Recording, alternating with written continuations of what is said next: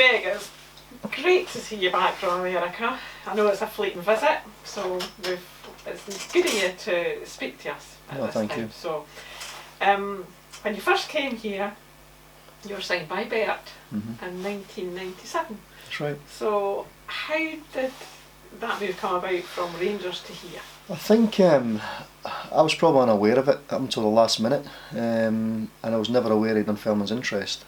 Obviously being local, and when I found out it was, I just wanted to play at that time. You know, I'd had a taste of playing at Rangers. They'd signed Perini and Amoruso, and I thought I had no chance of playing now. And being a young boy, and when you come through the youth system and tasting what you always wanted to do when you're younger, you know, and then thinking, you know, Dunfermline's a great opportunity for me. And I think the season prior to that, Dunfermline finished 5th or 6th, in Bert and Dick's first year in the Premier League. So when I met them, you know, it was a no-brainer. I really wanted to play for them. You know, I didn't know Dick, I didn't know Bert either. You know, I'd heard good things about them, and the squad that they had was more of a together-like squad at that point. So, you know, I signed straight away. I didn't even think. I negotiated. You know, I just wanted to come and play, and it was a huge, you know, bearing on my career, you know, from where I was coming from. And these two guys, Bert and Dick, you know, I learned probably most, you know, how to play the game correctly, and how to defend properly under these two guys, you know, and I've got really thankful to the two of them for doing that. I was coming to a good team at the time, you know, very much. Andy Smith, you know, many goals, and I learned a lot. You know, I played with Alan Moore in front of me. Alan Moore was a great player to play with in terms of learning off.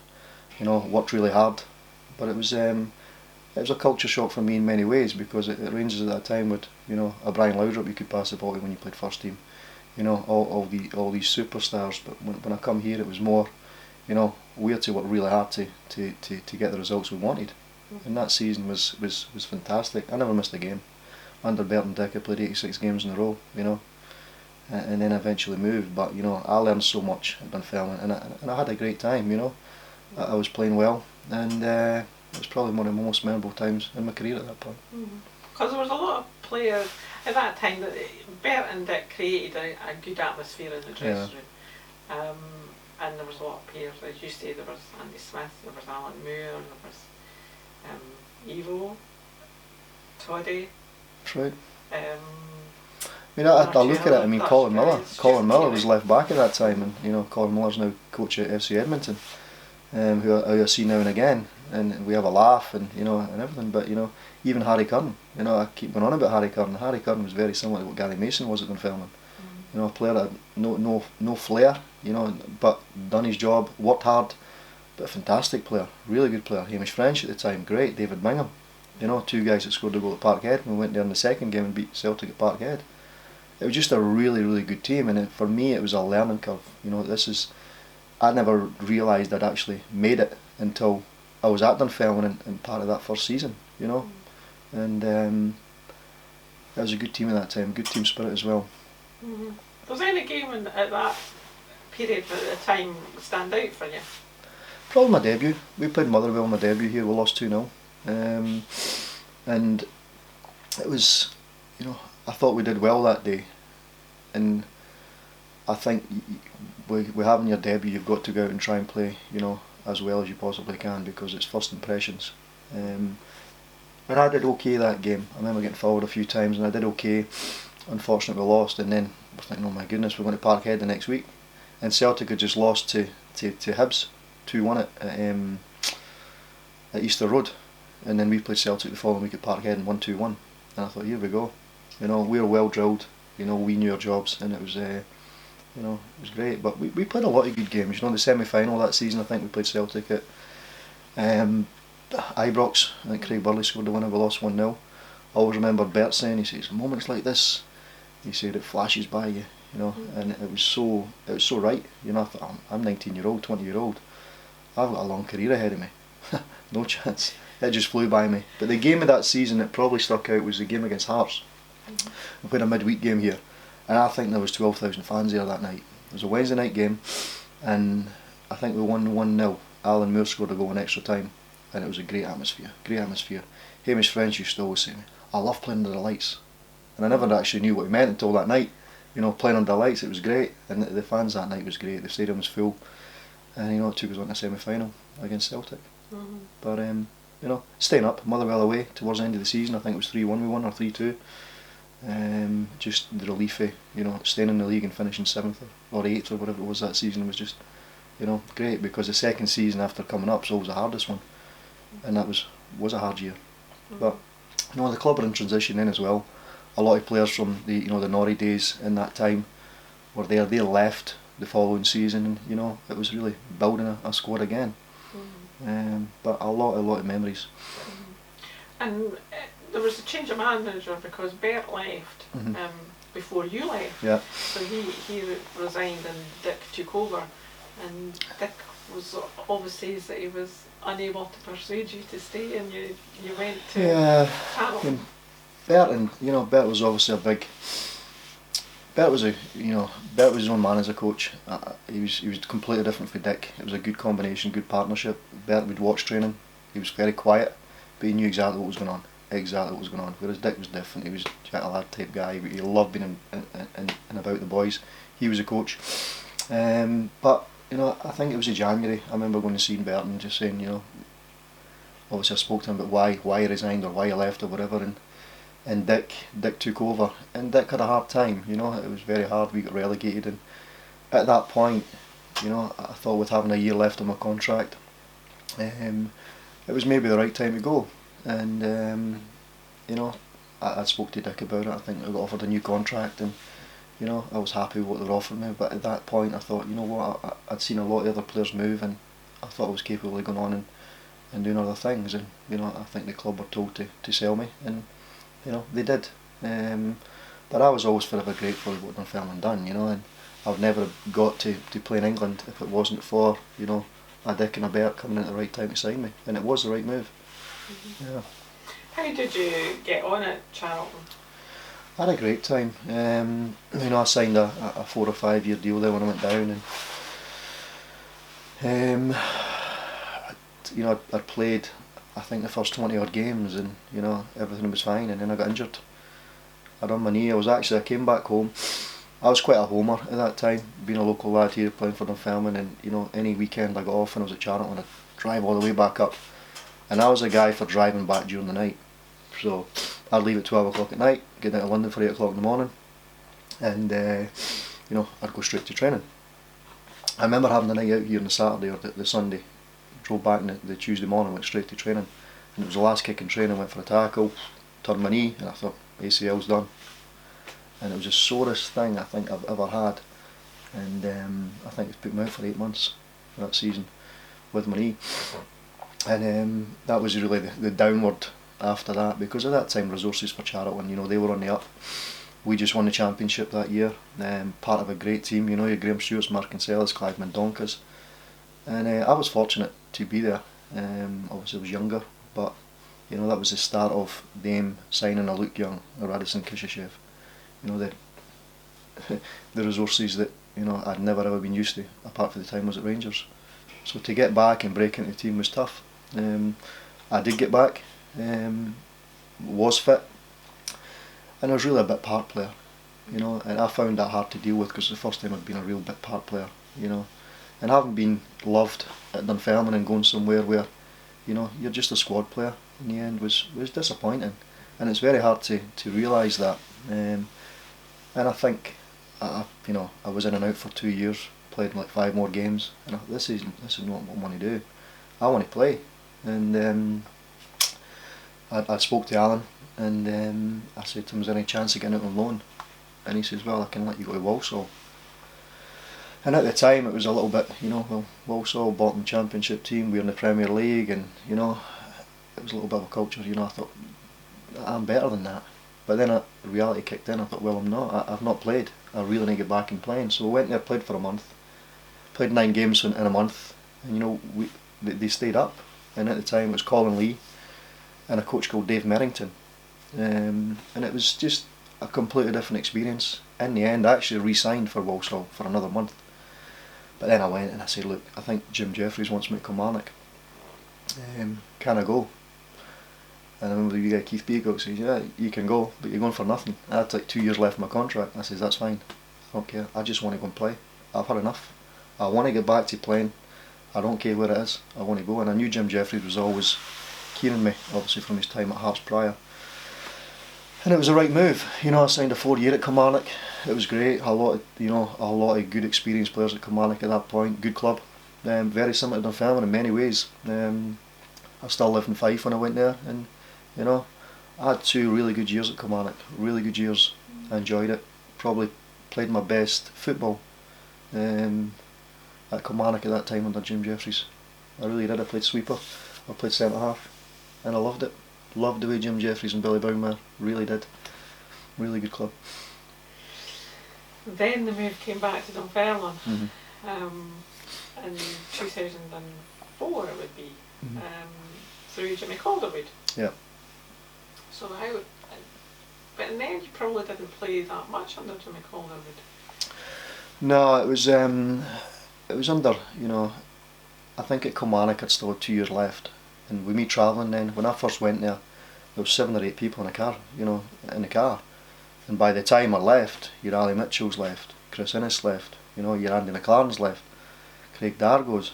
I thought, I'm myself, I just can't do this. It was either taking the plunge and moving through to a Newton Mearns or somewhere close to Kilmarnock, but the family, it was just too far. So, you know, Jimmy Calderwood came in. He, you know, made a little bit of contact with him in one way or another, and I always knew how good a job the 2 Jimmys were doing here. Dunfermline were a, you know, totally different brand of football, and it was an exciting time, and they had a lot of good players. So I remember speaking to him, and I said, look, this is the place I want to come to, you know, and made the change. And at the time it was the best, you know, what was right for me and the family. And you know, I was coming to an up and coming team, I thought, and you know, in the end, after 2 weeks, it was unfortunate the way it worked out with the financial. I was totally unaware of that, and disappointing in many ways. But you know, as I learned, you know, that's just part of it, and you know, it was a great group of boys. But that 6 months was probably the best changing room I have ever been in. We had so many experienced players, you know, that were driven, that were wanting to do well, that were, you know, I'd have said probably the 3rd or 4th team, the best team in Scotland, and they were. We finished 4th that year. Unfortunately, not to finish 3rd. But it was a club you came into in the morning, you left early. We used to come up with Scott Wilson, Fiddlegate Bay, and it was, you never ever wanted to go home. My wife used to say to me when I got back, why are you back at 4 o'clock in the afternoon? I didn't want to come home for work today. It was brilliant. And that's the way that the 2 of them, you know, they were involved with the players. Jimmy Nicholl was a fantastic assistant, and Jimmy Calderwood he'd done a great job of keeping everybody together. But it was just the brand, you know. When you trained, you felt under pressure when you trained. I never felt like that since I was at Rangers in the early days at Charlton. You know, if you made a mistake, you got hung out to dry, and that's the way I think the game should be. You know, you feel under pressure every time you train, and Jimmy certainly he drove that, the culture here, and it was a good mix. He had a lot of older players. Your Brewster, Scott Thompson at the time was he would probably get on at me saying that. You know, he was older. He was 4 or 5 years older than me. And he had a mix of middle age and, you know, younger guys, and it was a great mix. Obviously the resources money wise was a lot greater than what it's ever been, and it was just an easy team to play in. You know, the way I wanted to play, and you know what I'd went away and learned was exactly what was right. But you know, it was unfortunate in the end. I was cup tied, went to Kilmarnock. I actually done my knee the week before. Kilmarnock played Wraith Rovers in the cup. And we won 2-1, and I played, and I always knew that Dunfermline were keen, and I was never one that thought I can't do this, because you know it was right for the fans that I was right to play, and I wanted Kilmarnock to do well. Then long term of it, Dunfermline had a cup run. I was cup tied, and we were part of that. You know, myself, Scott, and Scott Thompson were part of that group that, you know, was not involved. Scott had his appendix, Nipper his ankle. But we had a great day then as well, you know. Went through an Italian restaurant with my family, had a fantastic time, a few beers, whatever, enjoyed the game, and you know, was part of the team in the dressing room at the end. Unclear and unsure, you know, Jimmy Calderwood going after the game, and the way it worked out was, you know, disappointing because I'd came here for Jimmy Calderwood and Jimmy Nicholl and known what they were trying to achieve, you know, and obviously they make it better. They had to do what was right for them, and I think the club was affected after that by, you know, a lot of players that were under the same, you know, mindset as what the two Jimmies were. You know, I didn't think it could have got any better, so it was always difficult for the people coming in afterwards that, you know, had a squad there that were always saying, well, we used to do it this way, and that was what was tough. As a player, moving on the following season then after that? I think so. You know, we'd always do, you know, some drills and training, and you know, a lot of the time as well, the two Jimmies never done it this way, and that's just the way it was, because the club was, I felt, on the up at that point. And the guys that came in, Davy Hay that time, Davy Hay was a great guy, you know. I remember watching Rangers Celtic, Davy Hay, the part of the 87 team I think it was, with Davy won the, or 88 when Davy won the league then, in their centenary year, you know. Great team, good coach. I had Billy Kirkwood at Rangers as a kid, and Billy Kirkwood was, you know, a big part of my career as well in terms of grounding, you know, as a younger boy, how to do things right and respect people. And then my Paul Hegarty, you know, had Paul through Scotland 21s and that prior. Good coaches, but I think deep down they'd probably say that as well. It was a difficult group to coach at that point because they'd been coached so differently under the two Jimmies. And when you've been successful as a team, and then you start to slide, you know, it becomes a little bit more pressure on the players, you know, because they've been used to finishing the top half, and all of a sudden we're hanging on. Well, you know, we were a talented group, and that was tough, and it's hard to cope with as a player sometimes as well, the pressures of that. And then there was another change that season, because David Hay actually didn't last the full season. Aye. And Jim Leishman took over for the last three games, I think, of that season.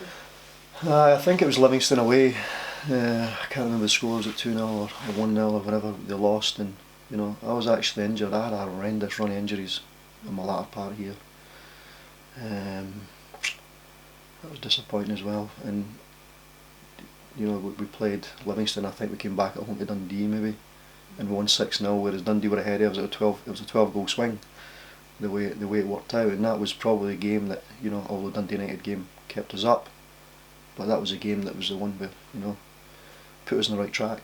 You know, at the time with Leash coming in, it was the right choice, because, you know, we were struggling. I don't know if we'd kept Davy Hay and he'd stayed, we would have stayed up, you know, but it was the right choice by the board, and you know, we had to back that. But it was tough, you know. I was on the sidelines watching the game, and it was just a hard, you know, I think year or two for me at that time. Is that being on the sidelines then, knowing that you can't help, is that really bad then as a player, and tough as a player? I think I'd went through it at Charlton, you know, I'd been out 8 months, and I always felt as if I was injury prone after that, when I came back to Dunfermline with my groin, and I think it was a groin problem I had. I remember going to hospital and getting injections in my groin, and you know, what's right, and it wasn't right, it wasn't healing, and it was so frustrating because I wasn't diagnosed right. And eventually, you know, to see the running and seeing the people that were coming in, but as I always say, when you're injured as a player, it's a good opportunity for others. And during my time here, you know, your Greg Rosses came through, your Callum Woods, these guys, and it's been the making of these players. Although it's disappointing, you know, you want to play, but you know, these guys would probably never broke through if I was fit at that point. So, you know, as disappointing as that was, the club moved on, you know. The club always moves on. You don't realise that when you're a player, but at the time, you know, you think the world's against you, because, you know, and then, you know, because you're not getting diagnosed right, you become a little bit annoyed and disappointed that, you know, I'm not getting the right treatment. But as I got sorted out, went to London, you know, had another double hernia, as I had prior when I was at Charlton as well. You know, I was on the road to recovery, and I don't know how long it took. I think it took 6 months, or I was back for the start of the season under Leash. But I'd probably say, you know, the 2005 season under Leash, I didn't know Jim until I came back in 2004. I think I was at a few dinners with him. I didn't know him personally. But when I came back in 2005, I had a good season that year as well. You know, Matt Burchell was there at that time. He had a good season too. Noel Hunt was coming through. Made the cup final. I think it was Celtic. Was it 2005? Or 2006. You know, Yeah. I had a good season Yeah, that year. it's I'd played centre half with Scott Wilson, really enjoyed it, and you know, everything was good. You know, I think it was a semi-finals at Livingston that year as well, and we'd stayed up again, just, I think it was, and you know, things were getting better. You know, I was back playing. Yeah, and unfortunately I lost the final to Celtic 3-0. That's right. I was actually watching that the other week, because I can never remember goals. Never. My memories. You know, I was talking to Scott Thompson this morning. We were talking about games, and you know how his memory is so much better than my memory with goals. But that game, I remember the first goal. I think it was McGregor and Alan LeBont came out and had a little mishap or whatever, and I think it was, I can't remember who scored the first goal. And it was uphill after there. But you know, I think looking back at that final, you know, I think Noel Hunt got injured. I think he got injured in his sleep up in St Andrews Bay that night when we were in the hotel. I don't know what happened with him. You know, he was fine and he got injured in his sleep, whatever. And that was a big loss, because Noel was, you know, as I said, he was up and coming and he was doing really well. He was a confident kid. Celtic, you know, I don't know if they liked playing against him, but he supported Celtic as a kid, and he had a point to prove. He had a good relationship with Burchell up front, and it was, you know, things were great. But you know, the game plan I think was changed at the last minute. I don't know if it would have 4-5-1 that game, and you know, Celtic were a good team at that time as well. The Dean Dolman, Roy Keane, Neil Lennon, you know, a good group, and we were always up against it. But that was disappointing, because we never really put on a show or never really created any chances. But if we go into 2004 and 2005 and come for Kilmarnock, it was the right choice, because we'd been in 2 finals. And then there was another change of manager. So Leishman, Jim decided to resign, and then in came Stephen Kenny. So someone totally different. Completely different, and we were unaware of who Stephen was at that time, and you know, obviously read a bit about him and where he'd been before, and never knew his assistants, which at the time I think was great. I think Terry Butcher was fit for the job as well, and you know, Stephen came in. I think that the club needed that at that time. You know, somebody completely different, didn't know anybody, and you know, I think he came and watched the game. We beat Dundee United 2-1, and he was at the game, and he came in after that. But you know, when you come in, I think it was 15 games, 14 games before he got his win, and it's tough. It's tough. You know, there was a lot of characters in the dressing room at that time, a lot of experienced players. You know, and opinions formulate, good and bad. You know, as they do. But you know, it becomes an uphill struggle for a coach when, you know, and that's where you look at yourself as a player. You know, did I do enough, and did everybody else do enough to make it, you know, right for him? And you know, that's where it was difficult, because I think at the end of the season, or you know, we got relegated that year, didn't we? We went to Inverness, latter part, we were 1-0 up, and then I think our goalkeeper made a mistake, and we ended up losing the game 2-1, and that put us down. But I think the team that season that, you know, ultimately we were going to catch was Motherwell, and Motherwell sneaked away because we screwed up in Inverness. But we had a good run towards the end. You know, obviously a fantastic cup run. But I mean, I've got some, you know, great memories when Stephen Kenny was here. You know, great memories. You know, the semi-final of the cup. You know, the replay of the cup was great. The final, and obviously being captain in the final, sticks in my mind a lot. And it's funny, I met Roy Barry the other night, and Jane, and I was speaking to Roy. I says, you know, things that touch me as a player. You know, I always remember Roy texting me in the morning of the 2007 cup final, saying, good luck, I hope you're the next captain that lifts the cup. You know, and I'd known Roy, you know, a little bit, but for somebody to, you know, the former captain, to do that, you know, it'll stick in the rest of my life, because he didn't need to do it. And obviously I keep in touch with him to this day, but you know, these things are important. And you know, Stephen gave me the opportunity to be the captain that day, and I enjoyed the final. You know, it was a great final to play, and we were unlucky. The boy Matthias Doonby scored in, I think, 82nd minute, but Celtic were there for the taking that day. And you know, I think we should put a better show on than what we did prior, but that was certainly a game that, as a 2004 final, we possibly could have done something. But you know, 4 finals in 3 years or 4 years for Dunfermline was, for a club of this size was, a great achievement. And that goes, the money the board put in at that time, was a lot. From 2001, I think I left in 1999. From that point to 2005, 2006, 2007, the fans will probably say that was probably the most attractive football that the club have played in years.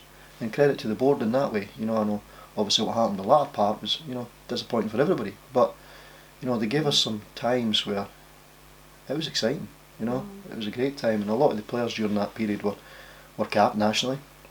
And Dunfermline were on the map, whereas they hadn't been on the map before, prior to the 60s.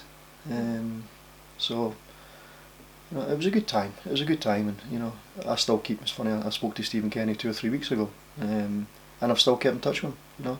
I did get along with him really well. He was fine, and the conversation I had with him 2 or 3 weeks ago, because Dundalk were played against AZ Alkmaar, was friendly, and I've spoken to him prior about players before as well, and it was great. He's an easy guy to talk to. But I think over the years at Dunfermline, I was thinking this last night, I think every coach I've had, I've learned something good and bad off every single one of them. From motivational to man management to, purely a technical football coach.